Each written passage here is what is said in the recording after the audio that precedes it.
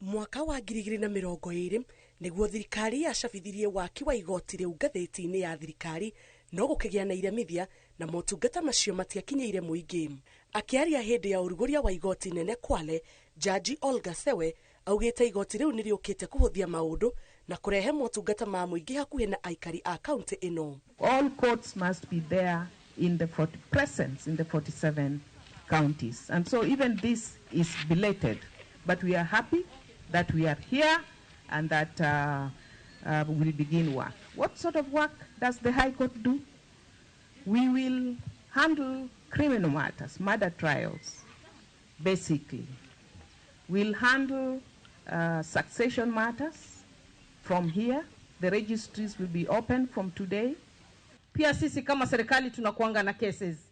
Na tukipata koti ambayo itakuwa iko karibu, kama vile ambavyo tumeletewa, pia sisi itatupunguzia expenses nyingi.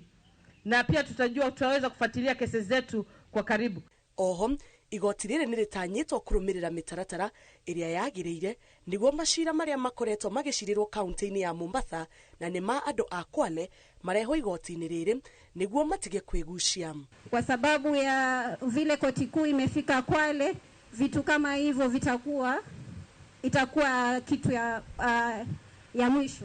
Ombi langu pia ni kwamba labda wakati mwingine koti zetu za Kwale ione namna ya mobile courts ambazo zitakuwa zikienda Kinango, saa zingine iende Lunga, ili iwe rahisi kwa washahidi wetu na ili justice pia wapate huko karibu because of the largeness of this county.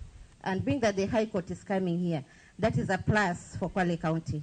Ni kwamba wale wananchi ambao wako na murder cases will be able to access justice karibu na wao. Kiama kia mawakiri kauntĩ-inĩ ĩno maugĩte atĩ nĩ kũrakoragwo na thĩna mũnene tondũ makĩria ya macira 450 o mwaka maratwaragwo kauntĩ-inĩ ĩngĩ.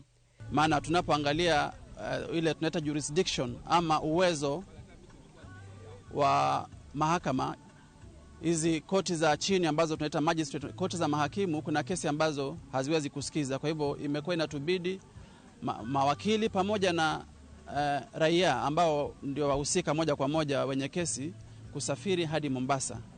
Kwa hivyo kwa siku ya leo inakuwa ni siku ambayo ni siku ambayo imefana. Itafupisha wakati, itapupishwa masuala mengi ambayo tungechukua siku kadhaa ili tuyapate. Gavana wa Kwale Fatma Chani augĩte rĩrĩ nĩ ikinya inene mũno rĩtacũkĩtio, akiuga atĩ ona ũtongoria wa kauntĩ ĩno nĩ ũkwagagĩra tondũ maũndũ marĩa kauntĩ ĩrabatara kũhetũkĩrio nĩ igoti matirĩaga kahinda karaihu. Ngĩribotera Inoro TV, njĩtagwo Jambi Wanjaũ.